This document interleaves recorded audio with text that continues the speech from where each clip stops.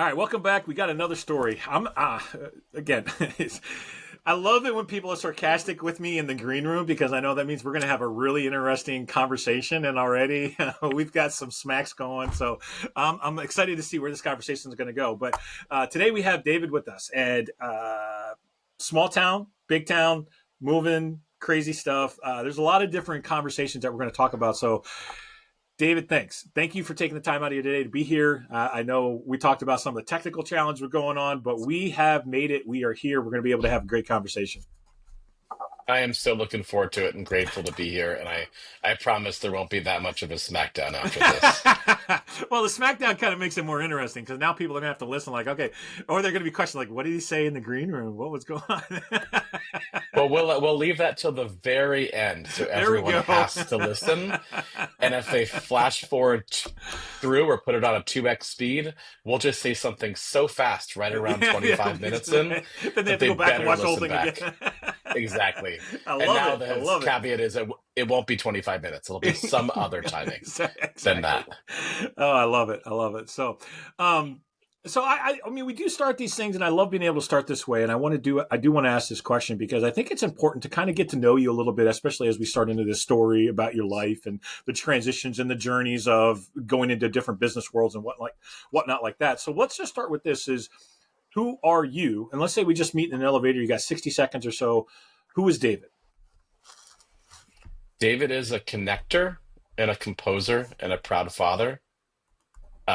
David is somebody who spends his life giving to others and is exhausted by the number of people who take advantage of people that he loves and trusts. Oh my, there's a story there. That exhaustion, I hear you, man. I totally hear you. So I'm sure we're going to get into that too, but let's go down the road of what you thought business world life was going to be like, your career, your path. Whether you were in college or even as a child or whatever, what did you think you were going to do and experience as a business owner / worker, all of those different things? What did you think it was going to be like? So, small town Florida, where the Florida Gators are, that's Gatorade, Tom Petty, Tim Tebow, Emmett Smith. And I mean, there's a lot else there, but that's what anyone knows. Right. My dad was a college professor. My mom ran nonprofits. So Okay. the thought of what business was going to be growing up, I had no clue about. I thought I'd be in the nonprofit world. And through what I studied in college, which was as a composer, pianist, lighting designer, theater director, I trained in the arts, but being near New York, learning about how expensive it is here, and as we were throwing down before, like how hard it is in the city to just make it work. Yeah. I learned pretty quick that like you had two choices, which was to sell yourself and to give your time up for something that makes other people money than eventually you, Yeah. or to stay mission driven, which is what I did, Tim. Yeah. And that was working in nonprofits. And in the first parts of my world, I took second seat until 26 when I was suddenly a global CEO. And in that hot seat, I never really left, but I had to redefine how I stayed in it. Mm-hmm. So actually, let me go first and express this because you said business. And when we talk about business, there's about 1,000 different things that we could talk about business. Everything from owning a small mom and pop service type company all the way up into being, like you said, CEO.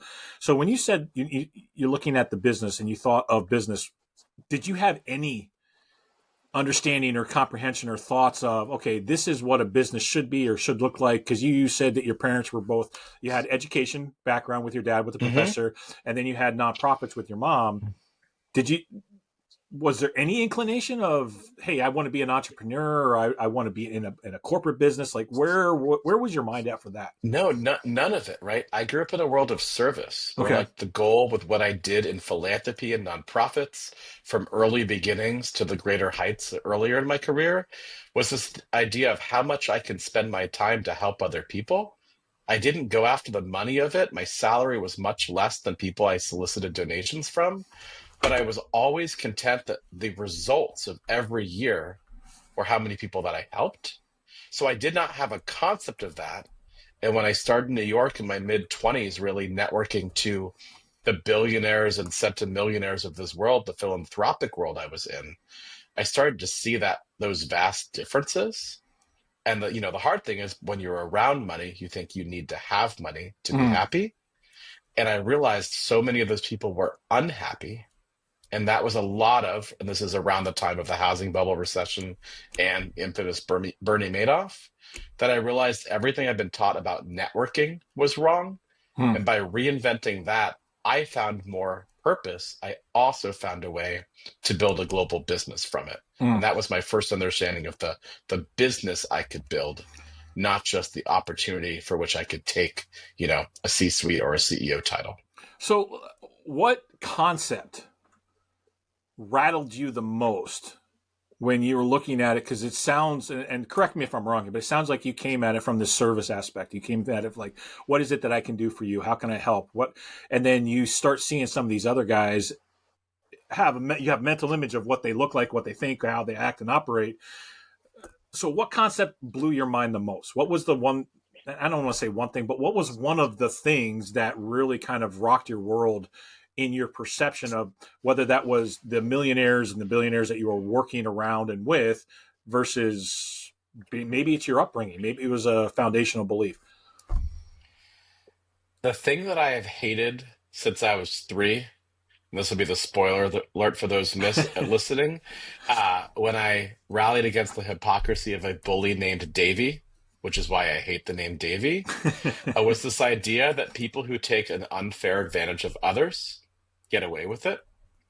And what I saw, right, were titans of business, people with millions to tens of millions to billions of dollars, all happy and content that they were doing just enough to help other people.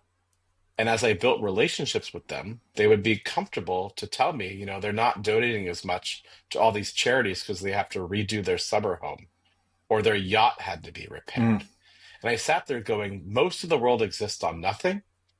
And yes, I understand that you're fueling the shipping industry by owning a yacht, but $100,000 would change the life of most people. And you are throwing that away on something without balancing it with what you could do. mm, So that most shocking thing, once I became friends with a lot of these people, or at least friendly enough when they were donors to the charity I was running, was this idea that because you have more financially, you believe what you do and your choices are worth more than somebody else. mm.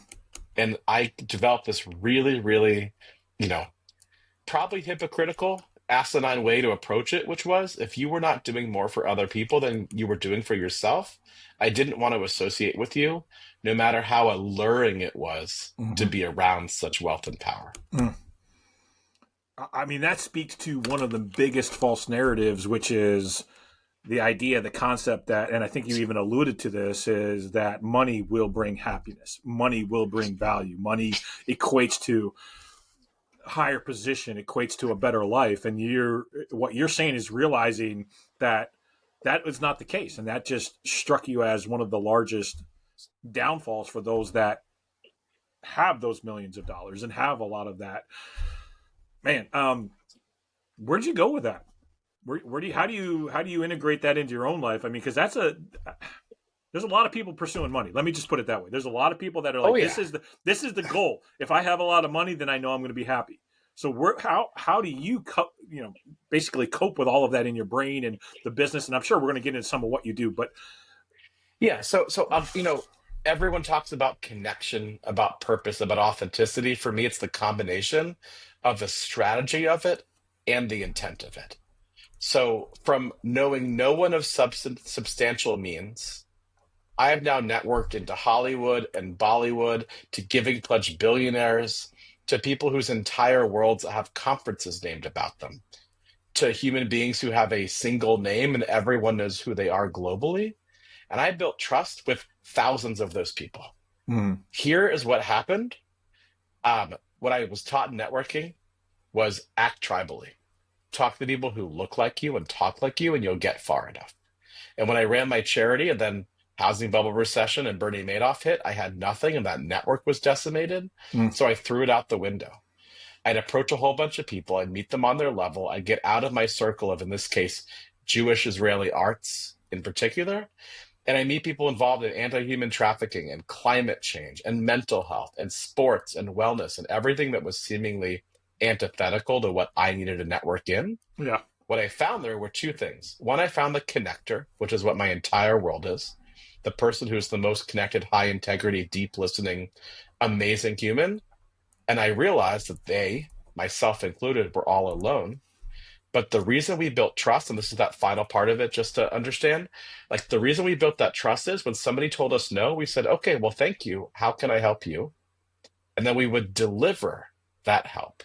So the bigger the network I got, the more people who told me no, the more I could match what they wanted because they were doing something, but not what I needed, to each other. I suddenly had this insane network of thousands of the most unobtainable, unassailable people going, thank you for introducing me to this person. I didn't know if they'd take my call. And that's when I turned it on its head, because when you match asks and passions and purpose, there's no barriers for entry because somebody feels heard, somebody else feels heard, and you get the credit for being that connector in between. Okay, but you still, one of the things you mentioned there is you feel alone. Is that I did. okay? I would walk into these rooms and I would often, quote, work the room. I'd Okay, have a bunch of substantial conversations. right. Then the next event, I'd work that room, but I'd see this woman, Lisa, that I met. Then we'd work the room together. And eventually I decided I had enough that I would start an event to connect connectors. Okay, Now I have 2,300 people in 35 countries as part of my community.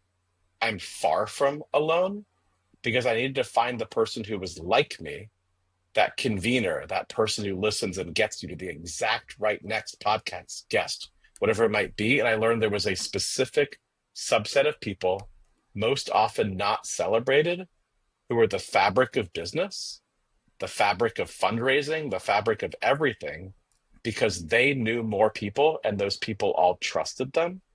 So I went from networking and feeling alone to not understanding the power of the network I built because I was still in that service mode of helping the people that weren't helping themselves. okay, And once I realized that all of those people were asking me for help outside of their ability to network, once I started to connect those people to each other, I built what would be this sort of super nodal network of people, all of whom were grateful they also were not alone, and all of whom could call up Steven Spielberg or Ray Dalio or Molala or an endless amount of people because they built the trust, and that trust wasn't useful for them, but it was useful for my friend's trusted friend. okay. And that was that innovation of what my business is and how business works, is that we don't value the power of the intro or the person who builds the relationship as much as we should. And the people who succeed greater in life have a powerful network around them of trust, not just opportunity. So, and I love this concept. I love where it's going and what we're talking about. But in order for you to get there, you had to experience basically the bottom dropping out of everything. Correct? Beyond the bottom. Beyond the bottom. Go ahead. I took on a dream job, and then 2 years later, find out all those money is invested in a Ponzi scheme from the 90s before I was even in New York. Were being clawed back. Fundraising in a market where everyone was decimated and clinging on to their own, with competition coming from other people wanting to take advantage of some of what we built and then take it over. And I prevailed because of this connecting theory. But for several years, I wondered if I had a job every quarter. I took a salary reduction and never got it back. So my savings took a hit. I put myself out there. I went to sometimes hundreds of events. I was like a Willy Loman on the road trying to say, will you support this charity? And when I got tired of hitting my head against the wall, I inverted the way I did my networking.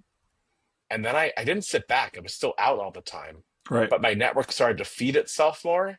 And I sat there unwilling to see what I built for 2 more years until suddenly everything came flooding back positively. Okay. Because what I built was so different than the way other people had built a community and a network that it worked 10x better in every job I've had and every client that I've had, because you cannot buy access and you couldn't buy into my access. I had to earn it, therefore you do too. Right. So I became grateful and purposeful. I sat there for several years wondering if my career was over, Look, whether I could pay my bills and rent, right. and not understanding why, with everything I put out there in this world, Tim, people didn't want to hire me. They kept passing me over for somebody else, yet they wanted the intro I could make after they told me they wouldn't hire me.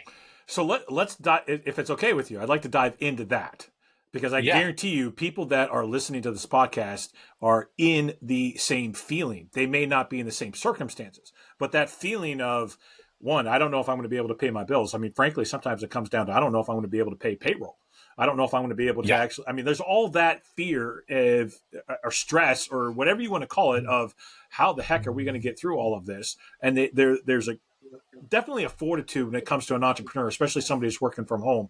There's a fortitude there, and I recognize that, but there's still that feeling of dread of what if it all goes away, and you're fighting every tooth and nail to not have it go away. So let's walk into that part of your life if it's okay with you. absolutely. What were the things that you found to be one the most stressful, and then how did you overcome it? How did you adjust your mindset? How did you get into a position? Because yes, like you said, you stuck with it. You went through, then you were able to see that all that come back and be able to be returned tenfold based on all of the output that you were doing. But how did you get through the time when you weren't seeing that return? I was depressed and angry for 5 years. I sat here having built what I thought was an incredible network with demonstrable success, and I watched myself be passed over and over again. I was stuck. And for the first 2 years after the financial losses, I wasn't sure if every quarter or not I could pay my bills, pay my rent. It was all incredibly financially stressful, but I had to put on a strong face because I was the CEO. It wasn't my fault this happened, but it was my responsibility to fix it. And therefore every success was shared, but every failure was mine. Mm. So I had to put on a strong face. I actually quit drinking entirely so I could have an assessment every morning as to what stress level I really was at. And I have somebody who's in my past been anxiety prone. So I was wondering, is this going to get the best of me? Is this going to break me Yeah. mentally every single day? And the only thing that got me through that was going, okay, and this is what I tell my kids all the time. They'll probably know it or recognize it when they're older. For all my problems, David, right? Ask like, who is David? There are tons of people with much less advantages than me. There are tons of people in a much worse situation for me. I'm thinking, will I have a job in 3 months and therefore can I pay my rent in 9 months? When other people go, I get a health bill, how do I pay that and feed my kids? So coming to that realization, it's not about me. Everyone has problems, and I needed to stop blaming myself for it to get out of that sort of victim and trauma mentality. I've never prescribed to that, but it was there. It was sitting there. And the only thing I did, which now is our two core strengths in actually the book I just wrote, called Orchestrating Connection, was I was curious about people more than they were about me. And I didn't give a rat's ass if about being vulnerable and whether they judged me or not. Hmm. You tell me how my day's going today, and my 11-year-old's having anxiety. Like, it's really tough as a parent. And then every other parent with an 11-year-old goes, oh my God, it just changed overnight. And then you're no longer alone in that struggle. People I shouldn't have admitted that, it'd be hard to meet all our obligations. I shared it. They didn't write the check, but they heard me. They saw why I did it. And then they said, you should talk to Jason. You should talk to so and so. And I built a community by being a real person, facing those challenges, saying this was for a greater good than me keeping my job, because that's what it was. And the overcoming of it was the thing that I realized I was grateful I'd built before everything fell apart, which is I built a community. Now I would call it a purposeful community, but I gave to people. I didn't ask back. I built relationships. And when the sky came falling down, a lot of people went away. The people who were really glad to have gotten my help, but people who I had helped who I didn't even realize the significance of what I'd done for them suddenly opened up doors that would never have strategically been able to have been seen. You couldn't have a McKinsey or Deloitte analyze my network and see that person got me through to this major family office. But when you look back at it, of course, because if I asked you to pick up the phone and call one person for me, would you do it? What would it take for you to do it without me asking you? You can't ask that and have it happen. You have to have built the trust first. So I was sitting on this gold mine, unable to ask for it right. And that final part of what I learned was how to be curious, vulnerable, and ask in a way that people want to help you with relationship power.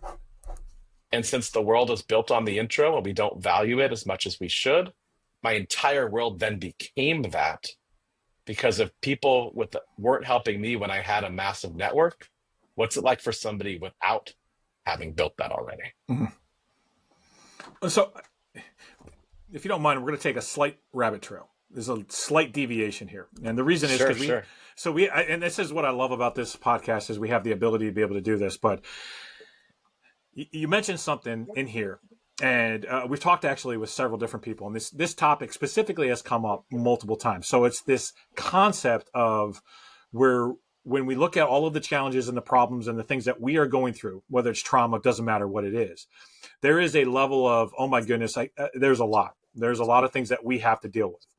So there's that in one bucket.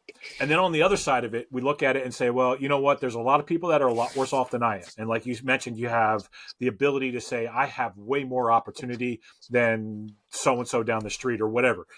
So there's that side. Now, here's what happens. And this is the question. And this is the topic that I just want to touch on briefly. You mentioned authenticity, which is absolutely key. And as far, especially when you're doing relationships, but how do we live our lives authentically to be able to talk about the challenges and the trauma that we have gone through or the losses that we have sustained, and yet still recognize the fact that we are blessed? And the reason why I think this has a conflict in our minds is because, especially when we look at social media, and sometimes even when we sit in a church group or a group of friends, or you're at the bar drinking, you're like, well, I have this and this and this. And so, but it's not as bad as so-and-so. And so therefore my problems are less, and therefore I shouldn't really have to talk about them. I don't, nobody wants to be bothered with my problems. So there's this mental gap, or this gap within our relationships where you see what I'm saying is like, there's this, I am struggling. I need help. I need to be authentic. I need to talk about the challenges that I am dealing with. And there's healing that comes with that. But then on the flip side of it, it's like, I don't want to be that complainer. I don't want to be the guy known as the one that's always got something wrong, or is always, I don't want to be known as that guy. I want to be the strong guy for my kids or for my friends. How do we bring those two worlds together? How did you bring those two worlds together? Because it sounds like you have. How did you bring those two worlds together? So I love that we're pausing on this, because part of the reason that I built my community and then decided to write my book was what I learned prior to thinking I should write a book. So my co-author, Noah Askin, who's my close friend, saw there was something different in the network. So I'm giving the end result to get back to like what I learned about this. He said he wanted to interview some of my network to get a sense of what this was like. This was during COVID, so it was Zoom for everyone. Mm-hmm. I asked 50 people, and 50 people took the meeting. That was like flag number one for me. He's like, wait, 100% of the people you asked to take time took time. It wasn't just they were bored, they wanted to share. And he interviewed them. He talked to them about the community, about their world of connecting. And Tim, 49 out of 50, when asked why they were a natural giver, cited trauma that they'd overcome without being asked. And we paused on this. We asked number 50. She just said, oh, I didn't get to it. We ran out of time.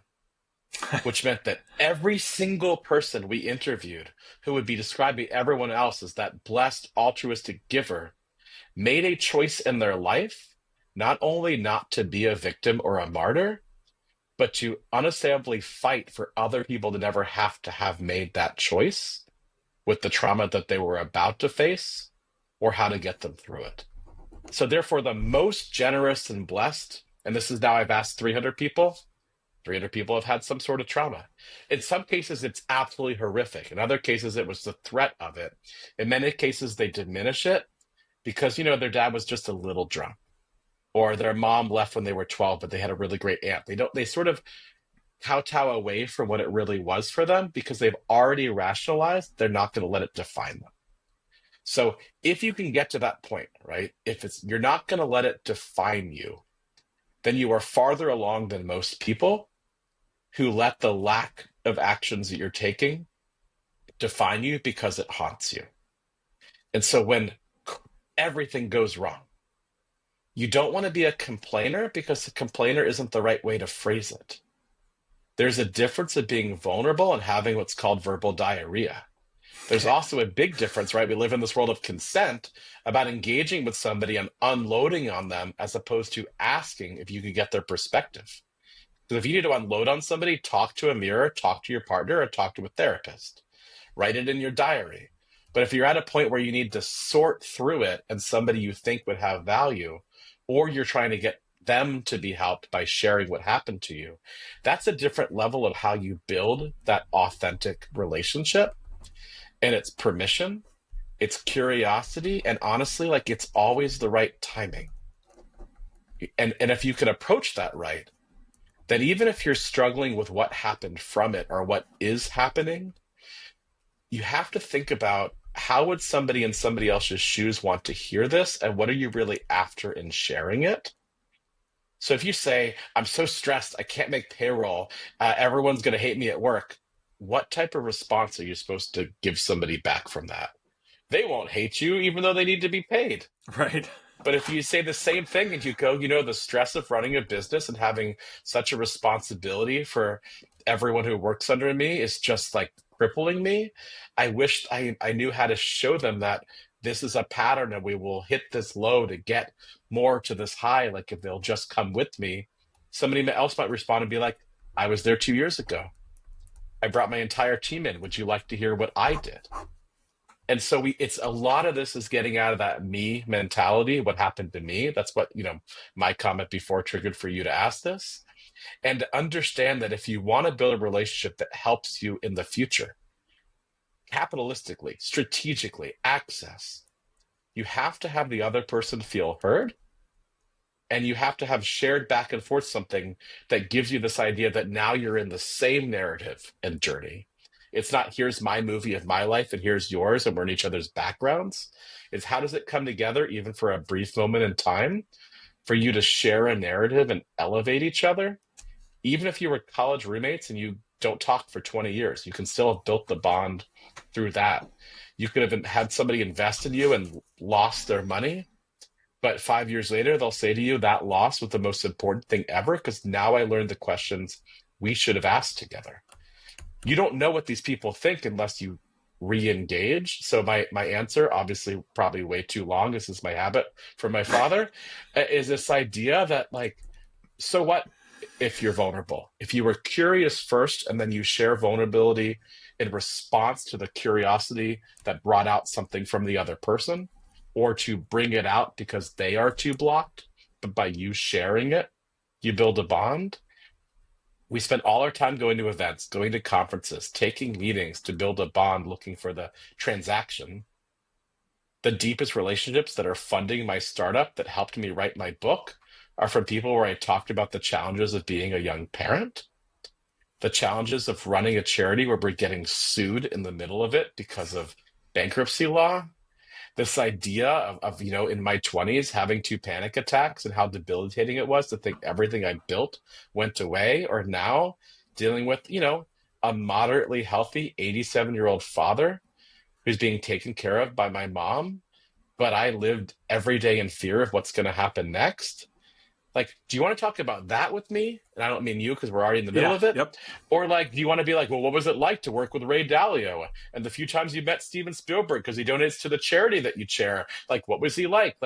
It's like, how's the weather? And if the answer is it's cold, you're not going to say something back. If somebody asks, how's the weather? And you go, I grew up without seasons in Florida. Our seasons were blackberry season, blueberry season, orange season.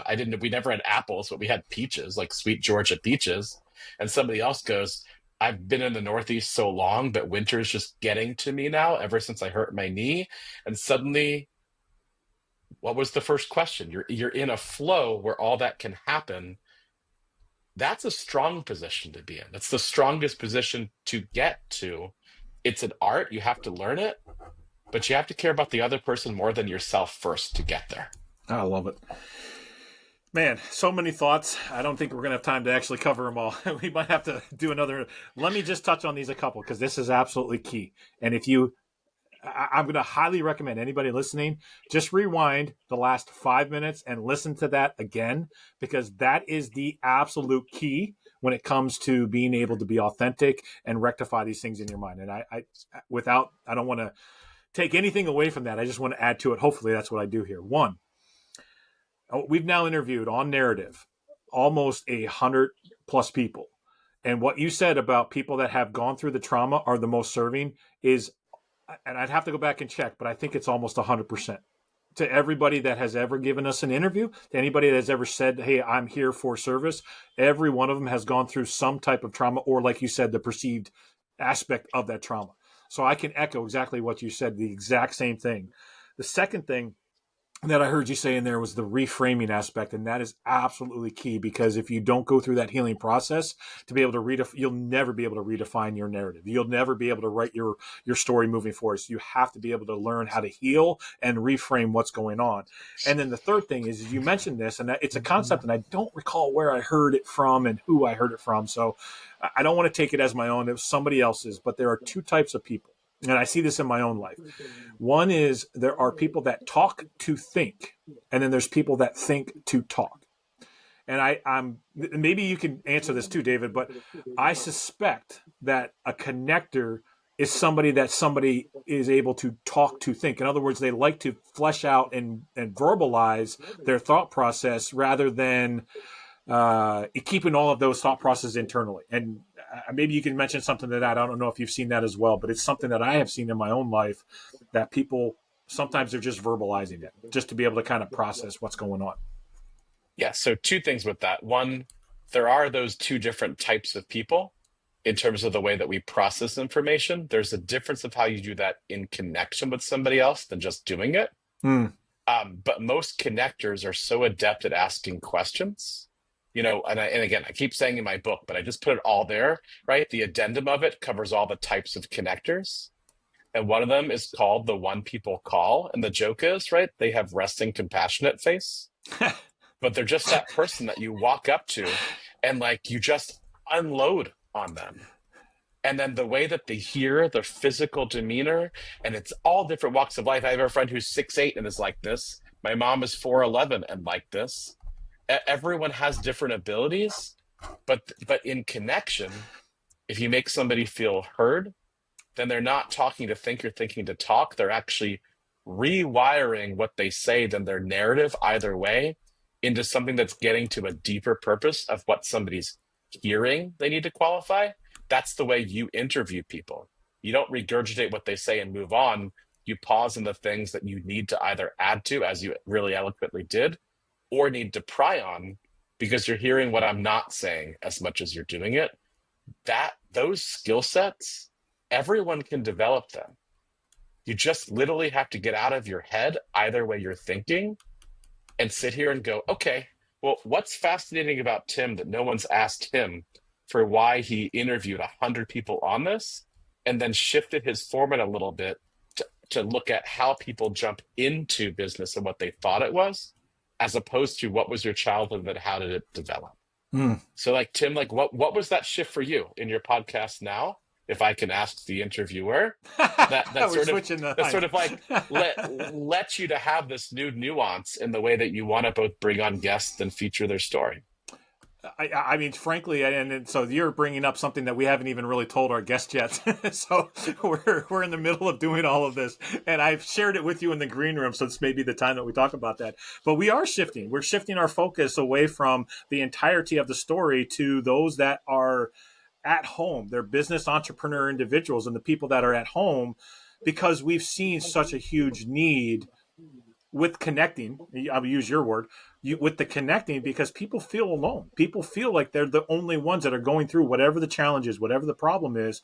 They're the only ones that are going through it. And so we have shifted our conversations and some of our interviewing questions towards that entrepreneur or small business owner that is struggling and feeling alone, or feeling like they just don't fit in with the world. Because so many people that are doing the real work of business, they only have 1 or 2 employees or 5 employees.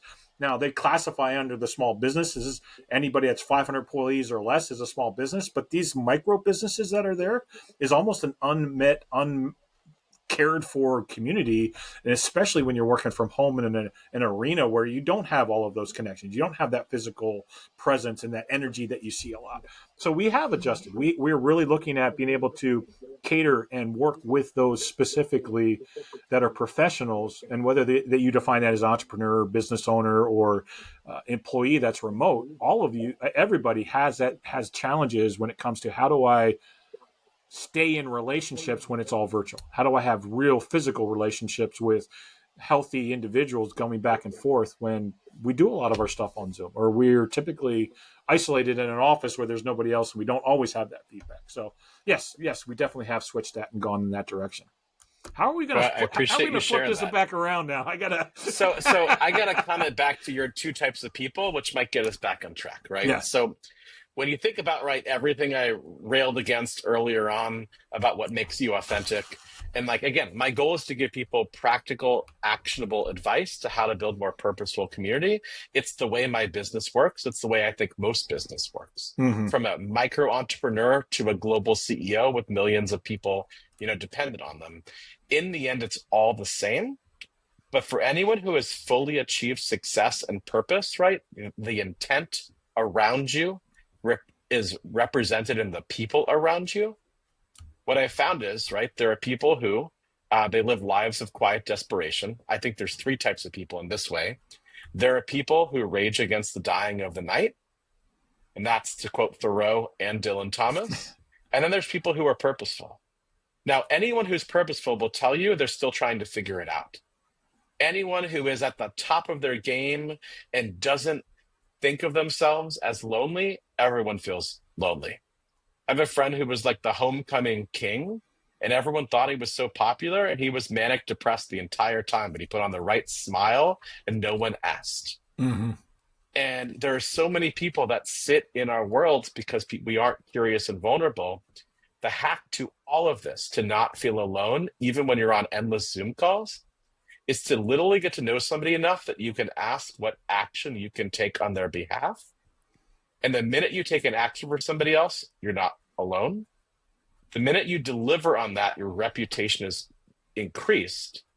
And the more that you do that, even when you think it should come to you, and this is not a karmic approach, this is strategy. The more you do that with the visibility that you are a giver, the more your reputation not just precedes you, but the more you have a network working for you, as opposed to trying to put yourself out there endlessly to finally find what you need. I came from no connections to have the most insane connections on this planet, because I found in my solitude and my loneliness that I was just like thousands of other people. And all I did was call it out and say, hey, you're a connector. Here's my problem. Is this your problem? It wasn't a woe is me. It was, okay, what do the 2 of us do? What do the 10 of us do? What do the 2,000 of us do? Yeah. And everything that's been expanding has been this one belief that if somebody's going to judge me for being vulnerable, that's the best thing on the planet. So I tell you that my dad's health is really making me lose sleep at night, and you're a schmuck back, I'm done with you. Forget promoting this podcast. Well, we're done now. Because that the way we wanted an advantage from somebody means we keep taking in people who take from us. And what we look for are people who help redefine us, challenge us, support us, and champion us when we're not there. That's what every growing business needs. Mm-hmm. It's what every investor needs. It's what every employee needs. Everyone needs the same thing, which is the belief that what we're doing will get better and that the people around us will get better with us. Mm-hmm. And I love that. So let me kind of, we're going to close down. We're going to kind of start to close this out, but let me circle back to one of the very first things that you said in our introduction. And you said you were exhausted from people that were takers. So now that we've kind of gone through this aspect of things, how do you stop that? How do you create? And you just mentioned that, like, I'm done with you, because you obviously have boundaries in your mind. If you're not able to have empathy for real life situations, that means probably you're a taker. That means you're probably not worth the amount of time to be able to spend towards that. So how do you put that boundary up? What do you do to be able to not be exhausted? I built a code in my network, which is in my life 10 years ago. To be in my community, to be introduced to me, you have to be an action-oriented, natural giver that I would leave my children with. Think about how few interests somebody has at that bar. Anyone who's doing this, you could define your own, but it can't be, I want to meet people who I could have a drink with. Technically, you could drink with anyone, even if you don't like them. But what I did was I built a set of principles around my network, around my business, about how I wanted people to be around me and how I would be around people. And I ended up building such a powerful network. Now, you takers ask people in my network for my lists of my membership. They're afraid to come to me because I've called them out in the past. I've made this my entire profession. There's literally 14 types in my book about this.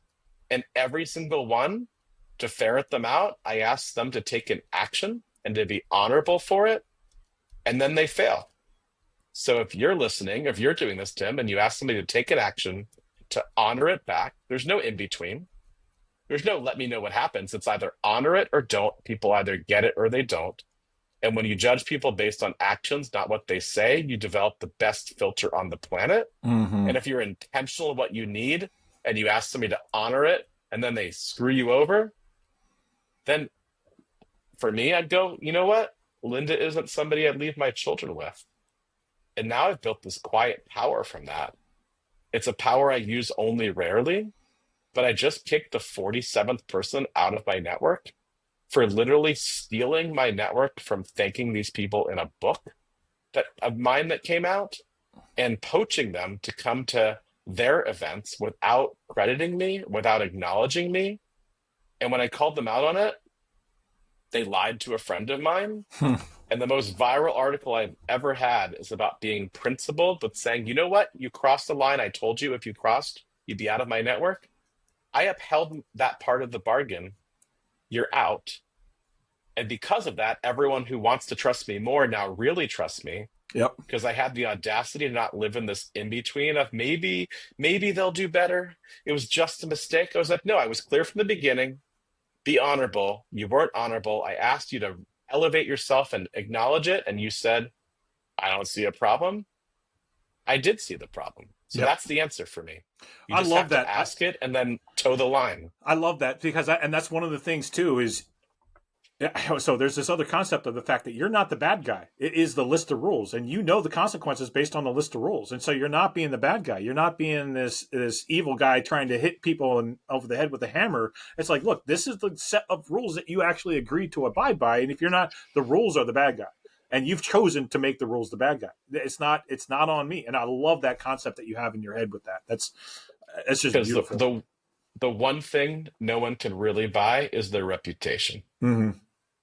And so when I put people on notice for that, and I weave and I elevate the people who help, you're off that list. You don't come to my events. You go to different places. Again, I'm just one tiny cog in this world for it. But in anyone's world, if somebody doesn't pay their bills for months, you keep that private because you think it's, hard to say so-and-so hasn't paid their bills. But honestly, the more you share that, the more likely they are to pay. Mm-hmm. Because their reputation is going to go down and no one else will work with them because they're known as somebody not paying their bills. Yep. They have to ask them first, is everything okay? Maybe they have an ailing family member. I love that you and they didn't have the courage to tell you. Yeah. But if then you say, hey, Tim, why aren't you paying this? And they say, I'll get to it. And 6 months later, you need the money. You have power. They gave you that power because they gave you the ability to take their reputation and just say, I have a lot of concern about so-and-so working with you. Yeah. They might stiff you. They stiffed me. Yep. But I love that you gave them the opportunity to talk because like you said, situations, trauma, challenges, they do come into play. And I've had people stand me up on some of these interviews, but frankly, one of them was because he was in an accident. Of course, I'm not going to hold that against him because that is an accident that is uncontrollable. It's something outside of what we consider normal. So I love that you do that. So, all right.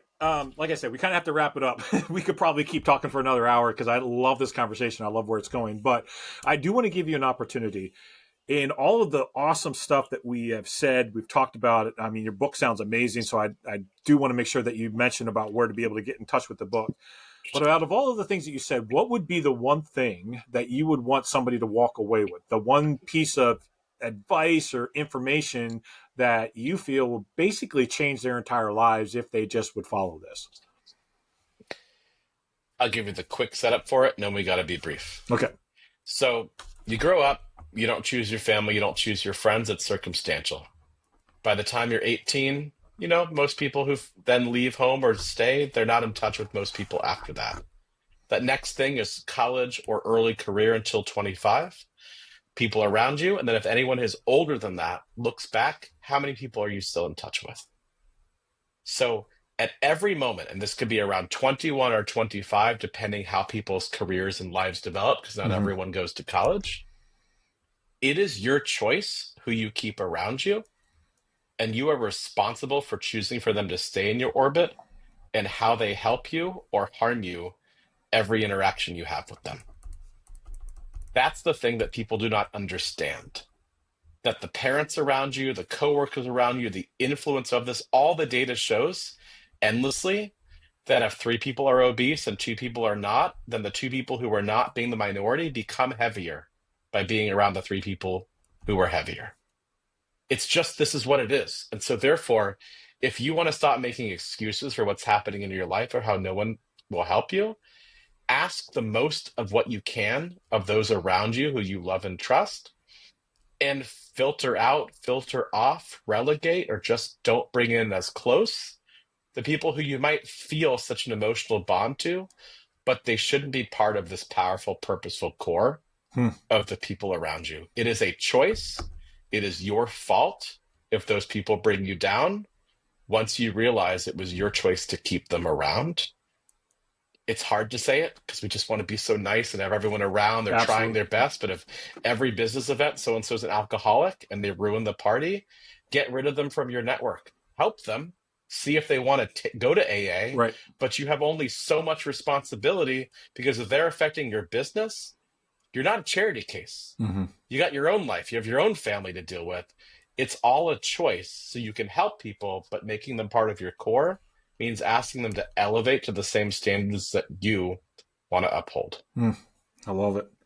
I love it. So how can we get in contact with you? You talked about your connector group. You talked about the book. You talked about a lot of different things. What is the best way to be able to find out more if we want to dig deeper? And we, especially for those that are resonating with the stuff that you're saying, how can they be more involved with what it is that you're doing? So easiest thing is if you take the word orchestrated or orchestrating with the word connection. So my community is called Orchestrated Connecting. The book is Orchestrating Connection. The business is Orchestrated Opportunities. You get where I'm going. Everything's that version of it. Gotcha. And then if you take my name and you put the word music next to it, you can hear my work as a composer and pianist as well. I've put a lot out there, both in the book form, in videos, now even on an Instagram feed, which 4 months ago I didn't have. It was just my mom following me. But I've tried to take all of this knowledge, learning from some of the thousands of the best people I've ever met, and distill it into something that's practical and applicable to your life that isn't just a one-liner, like don't eat alone. This is a systems approach. Everyone can find it. I put so much out there because I want people to think about community differently, connecting differently, and more than that, achieving their purpose in a much greater way. And that's what it means to, quote, orchestrate your life, which is the way I, as a musician, look at how I've been fortunate my life has now become. From tons of failures and challenges in a world I didn't think I'd be in, running a global business with a best-selling book and a rising tech startup and all these things that were not my mold, except for I was that little David who didn't know how to talk to people, who felt alone and was in the jock group and the theater group and the music group and everything basically but the science group. And I never felt I fit in anywhere. The lessons I learned were that was a choice. And I surrounded myself by everyone else who felt alone, who happened to be the most super connected people on the planet. I love it. I love it. We'll definitely put something in the notes as far as being able to. I'm going to do a little research, and I'll find what I find. I'll do the Google, and then we'll put that in the notes. That way, people have a place to click on to be able to find a little bit more information. So I love that. All right. Again, thank you for being with us today. Thanks for sharing. I mean, we went over, but I think it was well worth the time. The conversation is gold, absolutely gold. So thank you for sharing as much as you have. It's my pleasure. And if everyone even just listens back in, what they won't hear is what we said we'd say earlier on, which is that, and you can say this if you want, I hate the name Davy and you hate the name. Timmy. There we go. Thanks for Yep. everyone for listening. All right. Anybody else, as far as you're listening, again, we will post this on YouTube, so you get to see all the nice little grins and the hand gestures and the facial expressions. It adds to so much of the conversation. So take a look over there on YouTube. But until next time, keep writing and crafting your story, your narrative. And as David would say, you keep orchestrating your life, because everybody's life has meaning, and you do have value just the way you were created.